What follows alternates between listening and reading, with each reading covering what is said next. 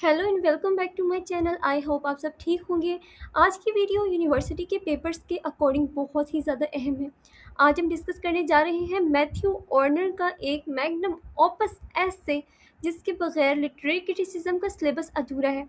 जी हाँ, हम बात करने जा रहे हैं मैथ्यू ऑर्नर के essay function of criticism at the present time. अगर आप बीएस इंग्लिश या एमए इंग्लिश के स्टूडेंट हैं तो ये वीडियो आपके लिए लाइफ सेवर साबित होने वाली है। इस पूरी वीडियो में ना हम सिर्फ ऐसे को आसान लैंग्वेज में समझेंगे बल्कि पेपर्स में आने वाले तमाम अहम सवालात को भी कवर करेंगे। तो पेन और नोटबुक निकाल लीजिए और चलिए शुरू करते हैं। हम स्टार्ट करते हैं राइटर से। Who is Matthew Arnold? कि मैथ्यू ऑर्नर ये साहब थे कौन? सो वीवर्स, ऑर्नर 1822 में पैदा हुए और 1888 में इनका इंतकाल हुआ। ये विक्टोरियन दौर के एक बहुत बड़े शायर और कल्चरल क्रिटिक थे। एक दिलचस्प बात यह है कि इन्होंने तकरीबन 35 साल 35 ईयर्स तक बतौर स्कूल इंस्पेक्टर काम किया, जिसकी वजह से इन्हें सोसाइटी के मसाइल को बहुत ही करीब से देखने का मौका मिला। इनके सबसे मशहूर कामों में कल्चर एंड अनार्की और एसेस इन क्रिटिसिज्म शामिल है। मैथ्यू को उनके नज़रियात की वजह से प्रॉफिट ऑफ कल्चर भी कहा जाता है और ये रोमांटिक दौर और मॉडर्न दौर के दरमियान एक मजबूत पुल यानी ब्रिज की हैसियत रखते हैं। अब आते हैं इस एसे के बैकग्राउंड पर। ये एसे क्यों और कब लिखा गया? ये एसे मैथ्यू ने 1864 में लिखा था और बाद में ये 1865 में उनकी बुक एसेज इन क्रिटिसिज्म की फर्स्ट सीरीज में पब्लिश हुआ। इसे लिखने की बहुत ही बड़ी वजह थी और बहुत ही इंटरेस्टिंग भी थी। इस दौर के इंग्लैंड में लोग ये समझते थे कि क्रिएटिव राइटिंग यानी पोइट्री और ड्रामा लिखना तो बहुत बड़ा काम है, लेकिन क्रिटिसिज्म यानी तनकीद करना एक फजूल और सेकेंडरी काम है। मैथ्यू को इस बात पर सख्त एतराज़ था। उन्होंने क्रिटिसिज्म की इज्जत और इसकी अहमियत को डिफेंड करने के लिए ये ऐसे लिखा। वीवर्स, अब जो डेफिनेशन मैं आपको बताने लगी हूँ इससे रट लें, क्योंकि ये पेपर्स में बार बार पूछी जाती है। What is criticism according to Matthew Arnold? So viewers, criticism is a disinterested endeavour to learn and propagate the best that is known and thought in the world. ये अब इस मुश्किल सी डेफिनेशन को आसान अल्फाज में समझते हैं। डिसइंटरेस्टेड यानी आपका अपना कोई ज़ाती फ़ायदा, बाइसनेस या एजेंडा ना हो, बिल्कुल न्यूट्रल होकर देखना। टू लर्न, एक अच्छे क्रिटिक का पहला काम यह है कि वो खुद गहराई से इल्म हासिल करे। टू प्रोपगेट, और फिर इस अच्छे इल्म और ख्यालात को दुनिया में फैलाए। बेस्ट दैट इज़ नोन, यानी दुनिया को जो सबसे बेहतरीन और आला मेयार का लिटरेचर है सिर्फ इसको प्रमोट किया जाए। According to Matthew Arnold, criticism का मतलब ये है कि जब आप किसी किताब या लिटरेचर को पढ़ें तो अपने तमाम ज़ाती तासुरात, पॉलिटिक्स, बाइसनेस और किसी भी किस्म के लालच को एक तरफ रख कर बिल्कुल न्यूट्रल, डिसइंटरेस्टेड हो जाएं। एक अच्छे क्रिटिक का असल काम ये होता है कि वो सबसे पहले दुनिया के बेहतरीन इल्म और आला ख्यालात को खुद गहराई से सीखे और फिर इस अच्छे इल्म को बाकी दुनिया में फैलाकर एक बेहतरीन माहौल पैदा करे। आसान अल्फाजों में मैथ्यू कहते हैं कि लिटरेचर को किसी एजेंडे या बनावट के बगैर बिल्कुल वैसा ही देखना और परखना चाहिए जैसे कि वो हकीकत में है। To see the object as it really is. Viewers, हम जो वन बाय वन पार्ट्स को डिस्कस करते जा रहे हैं, वीवर्स ये सब इस ऐसे के पार्ट्स हैं जो लिखे गए हैं ताकि डिफेंड किया जा सके बाय मैथ्यू ऑर्नर के function of criticism at the present time कितना इम्पोर्टेंट है। At the same time creative writing के पैरेलल ये कोई फजूल या सेकेंडरी चीज़ बिल्कुल भी नहीं है। इस पर बात करते हुए ऑर्नर के हम बहुत ही इंपॉर्टेंट कंसेप्ट को डिस्कस करते हैं, डिसइंटरेस्टेडनेस। और व्यूवर्स याद रखिएगा, इस पर पेपर्स में लॉन्ग क्वेश्चन भी आ जाते हैं। सो व्यूवर्स, अकॉर्डिंग टू ऑर्नर, एक सच्चे और अच्छे क्रिटिक को हर किस्म की बाइसनेस से पाक होना चाहिए।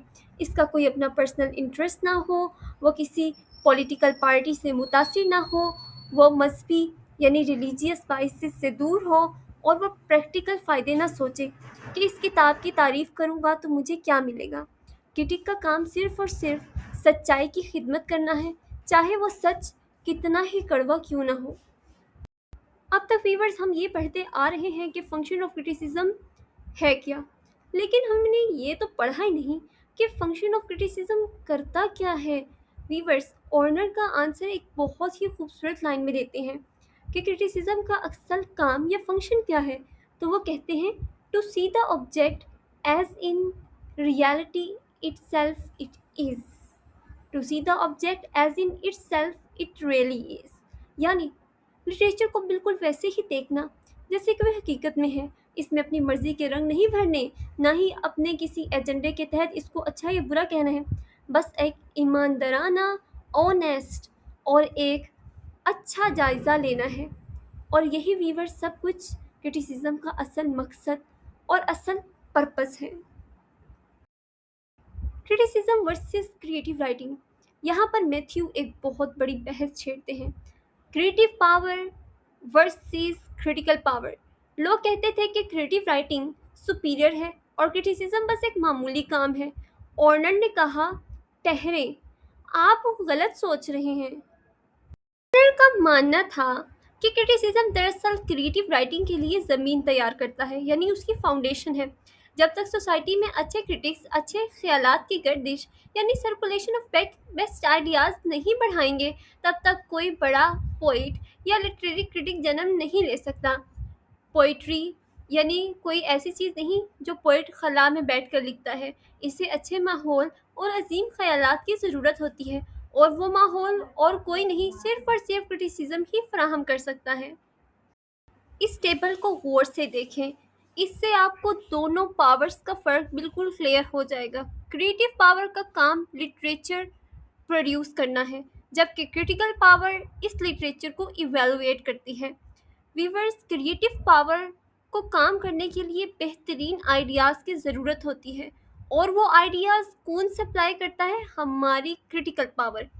क्रिएटिव पावर किसी एनालिटिकल वैक्यूम में काम नहीं कर सकती, इंटेलेक्चुअल वैक्यूम में काम नहीं कर सकती। इसे एक इंटेलेक्चुअल माहौल चाहिए होता है जो क्रिटिसिज्म पैदा करता है। ऑर्नर कहते हैं कि विलियम वर्ड्सवर्थ जैसे अजीम पोइट में क्रिएटिव पावर तो थी, लेकिन उनके दौर में क्रिटिकल पावर की कमी थी, जिसका नुकसान उनकी पोइट्री को हुआ। इसलिए मैथ्यू के मुताबिक ये दोनों पावर्स बराबर की अहमियत रखती हैं, creative power and critical power. आप देख रहे होंगे कि ऑर्नर और वर्ड्सवर्थ को साथ में क्यों लिखा गया है, जबकि function of criticism at the present time तो देने वाले मैथ्यू हैं, तो वर्ड्सवर्थ का यहाँ पर क्या काम?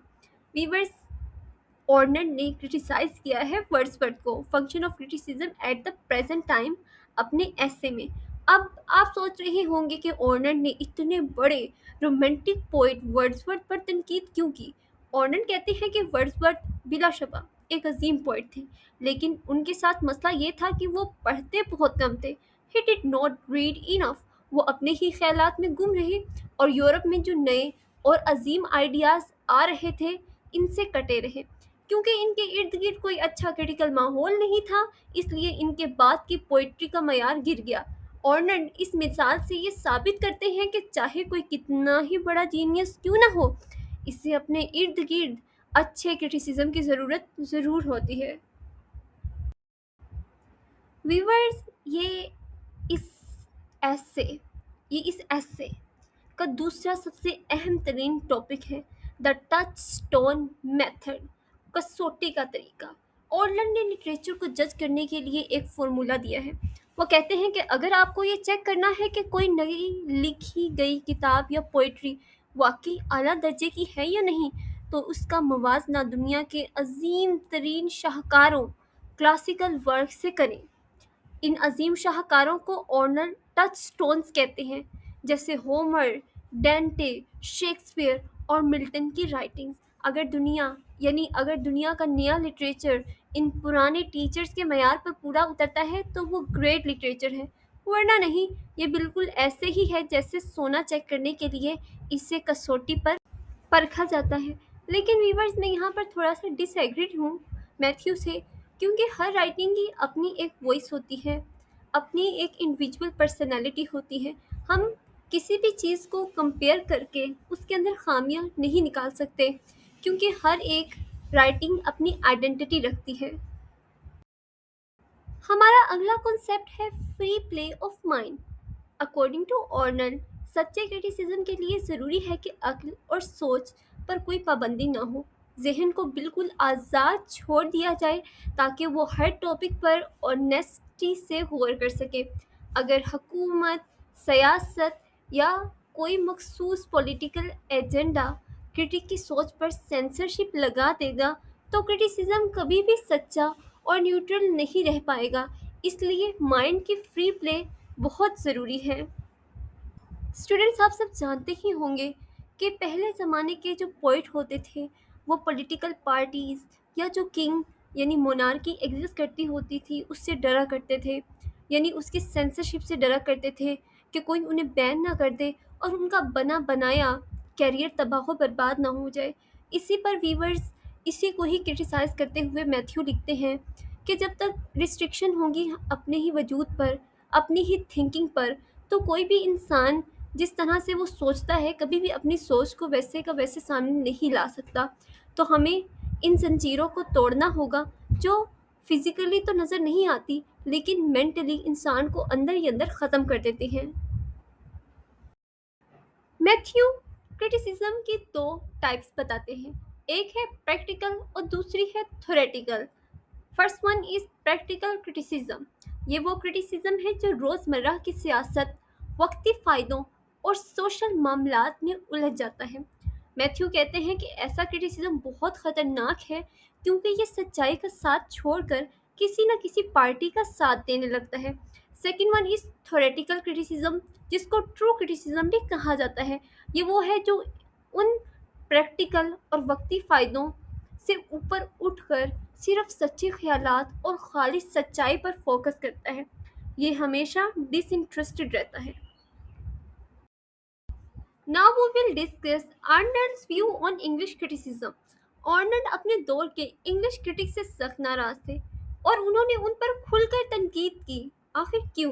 क्योंकि उनका मानना था कि इंग्लैंड के क्रिटिक्स बहुत ज़्यादा प्रैक्टिकल और पॉलिटिकल हो चुके हैं।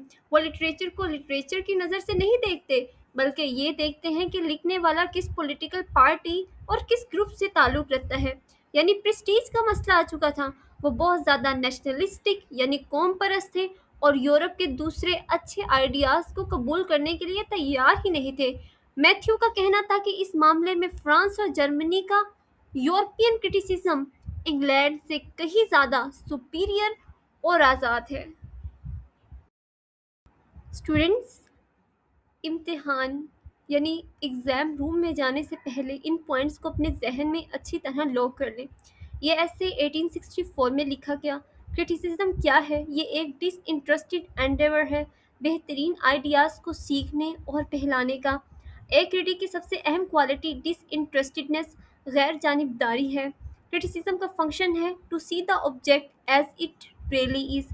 क्रिटिसिज्म क्रिएटिव राइटिंग के लिए रास्ता साफ करता है और माहौल बनाता है।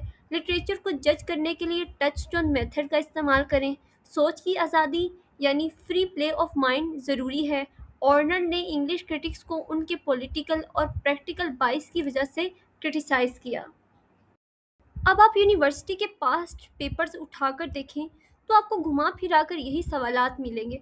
अगर आपने ये वीडियो ध्यान से देखी है तो आप इन तमाम क्वेश्चंस के आंसर्स आसानी से लिख सकते हैं। और अगर हम इस पूरे ऐसे को सिर्फ एक लाइन में समेटना चाहें तो वो ये होगी, अकॉर्डिंग टू मैथ्यू ऑर्नल्ड कि क्रिटिसिज्म क्या होता है तो वो डिसइंटरेस्टेड और ऑब्जेक्टिव होता है, क्योंकि यही वो इंटेलेक्चुअल माहौल पैदा करता है जिसके बगैर कोई भी अजीम क्रिएटिव लिटरेचर जन्म नहीं ले सकता। सो स्टूडेंट्स, मैं ये उम्मीद करूँगी कि आज की वीडियो देखने के बाद आपके लिए ये ऐसे समझना थोड़ा सा तो आसान हो ही गया होगा।